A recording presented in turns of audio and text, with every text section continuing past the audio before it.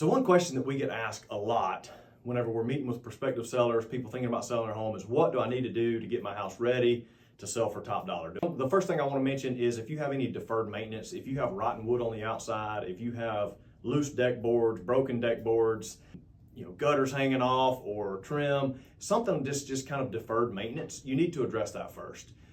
That's usually obvious what it is, but as agents, when we walk through, we'll be able to see it. But I would say address the deferred maintenance. Number two, if you're thinking about paint on the inside, you probably need to paint on the inside. And paint is one of those things that it really doesn't cost a whole lot, and you get a lot of bang for your buck.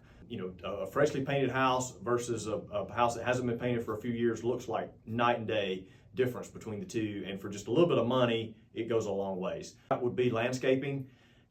Putting out fresh mulch or fresh pine straw, trimming the bushes. You don't have to do a complete yard renovation, but keeping the grass cut, putting out pine straw or mulch, trimming those bushes, that goes a long ways. People make an impression and a judgment about the house the moment they pull in on the road and the moment they pull in the driveway. So have that looking good, so they'll see good curb appeal. They walk in, smell fresh paint, they don't see deferred maintenance, and the floors look nice.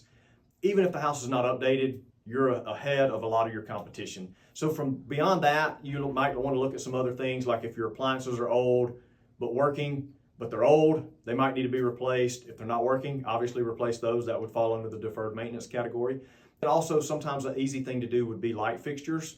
Again, you don't want to go in and spend a ton of money necessarily, but sometimes updating a few light fixtures can make a big difference as well. So that's kind of the priority list that we like to look at. The challenge that you're going to face with this is figuring out what to do, what not to do, where to draw the line. Because I can promise you, once you start doing paint and flooring, then it's going to make something else look older or outdated. And then you change that out, then something else is going to look older or outdated. So it's finding that boundary of how much do you spend, where do you get the most return for your money, and where to stop.